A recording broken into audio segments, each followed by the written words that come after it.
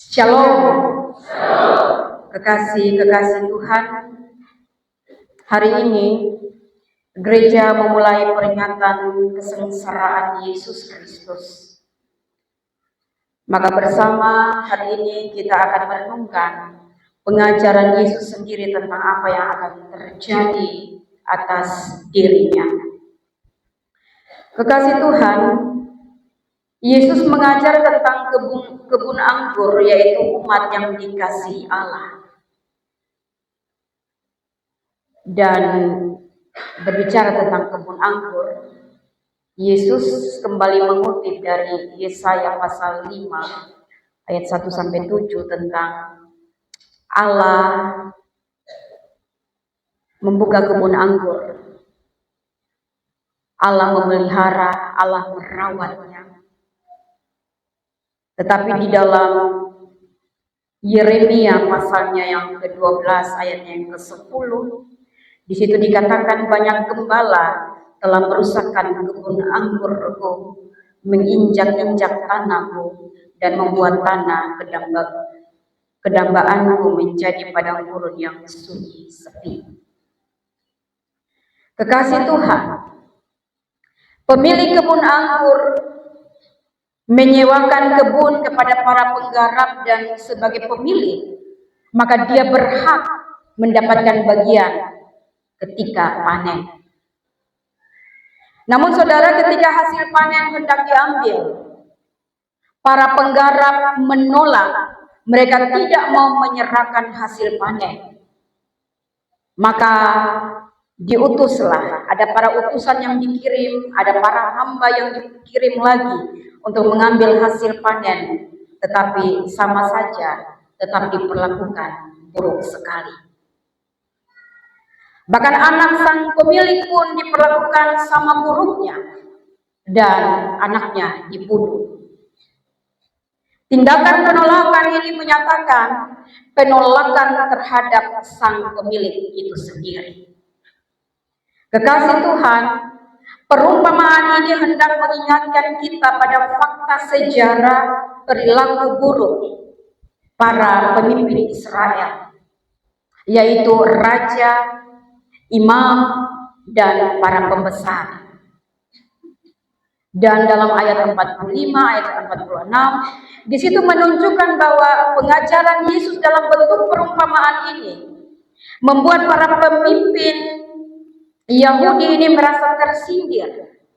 Karena dengan keras Yesus mengajar bahwa para penggarap sangat jahat dengan menjadikan diri sebagai pemilik dan penguasa atas kebun anggur. Kebun anggur itu adalah yaitu umat kepunyaan Allah. Padahal saudara, mereka hanyalah pengelola. Mereka bukan pemilik. Tetapi mereka berlaku seolah-olah sebagai pemilik. Saudara yang terkasih, tentu sebagai penggarap, ada bagian yang akan diterima sebagai konsekuensi dari jerih lelah mereka. Menolak memberikan hak pemilik itu sama dengan menyatakan kerapuhan manusia dalam sikap tidak tahu diri dan tidak tahu berterima kasih kepada pemilik. Dan saudara, karena sikap penggarap demikian, maka mereka tidak layak menerima bagian dalam kerajaan Allah.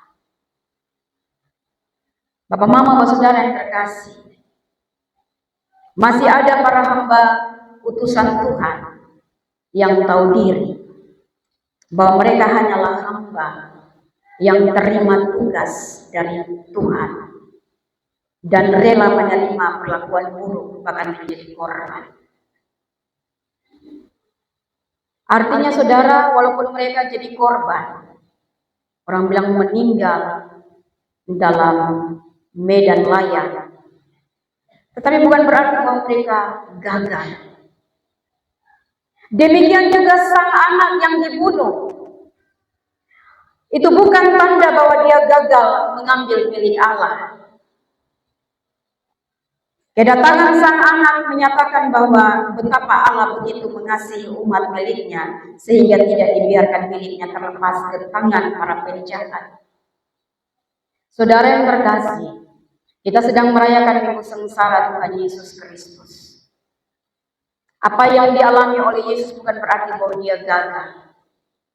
Dalam penderitaan, bahkan sampai kepada kematiannya, ia disalibkan.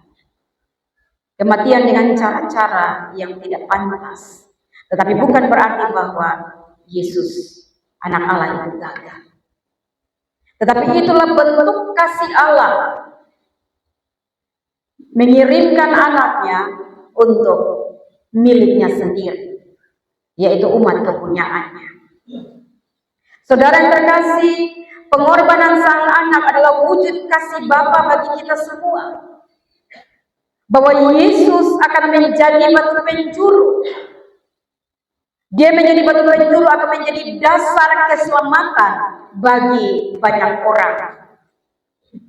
Allah, dia membuat anaknya Yesus sebagai dasar keselamatan bagi banyak orang yang percaya kepadanya. Dan saudara, itulah perbuatan kasih Allah terbesar dan yang begitu ajaib di mata manusia. Kekasih Tuhan, firman Tuhan ini menuntun kita memasuki minggu-minggu sengsara Yesus Kristus untuk kita sama-sama merenungkan bahwa yang pertama, kita sebagai umat Allah, semua kita ini, kita hanyalah pengelola, kita bukan pemilik. Kita ada di dunia ini, di bumi ini. Saudara dan saya hanyalah pengelola. Kita hanyalah penggarap-penggarap, bukan pemilik. Sebagai umat Allah, saudara dan saya harus menyadari bahwa segala sesuatu yang kita miliki bukanlah milik kita sepenuhnya, tetapi itu hanyalah titipan. Semuanya itu adalah milik Allah. Saudara dan saya hanyalah pengelola yang dipercayakan untuk kita mengurus dan memanfaatkan apa yang Tuhan berikan kepada kita. Misalnya Bapak Mama, harta kekayaan yang kau miliki, dalam bentuk apapun itu. Seringkali kita lupa bahwa kekayaan itu berasal dari berkat Tuhan. Dan kita harus menggunakannya sesuai dengan kehendak Tuhan, bukan untuk kepentingan diri sendiri. Atau saudara, ketika kita diberikan talenta, kita diberikan kemampuan-kemampuan tertentu, terkadang kita cenderung menyombongkan diri dan berpikir bahwa itu adalah hasil jerih payah kita. Padahal Tuhanlah yang memberikan kita semua dan mengharapkan kita untuk menggunakannya bagi kemuliaan Dia. Semua orang punya kelebihan, semua orang punya talenta-talenta, berkat-berkat yang Tuhan titipkan kepada setiap pribadi-pribadi. Tetapi ingat bahwa apa yang Tuhan berikan harus dikelola secara baik. Suatu saat Dia akan datang minta pertanggungjawaban. Dia minta, Dia punya bagian. Seperti Bapak Mama, kau buat keputusan untuk bernyanyi setiap minggu dari rayon ke rayon, maksudnya dari setiap rayon mempersiapkan puji-pujian. Itu juga adalah bagian yang kalau kita sudah mempersembahkan di tengah-tengah ibadah ini, bagian panen hasil yang harus kita serahkan kepada Tuhan. Karena talenta yang sudah Tuhan berikan kepada kita. Kau bergabung dengan yang tahu menyanyi dan yang tidak tahu menyanyi, tapi semua bergabung di situ. Dan kita sama-sama memuliakan Tuhan. Jadi yang bolong-bolong menyanyi dan Tuhan minta tuntut dari kita. Rayon 1, rayon 14, rayon berapa lagi yang belum?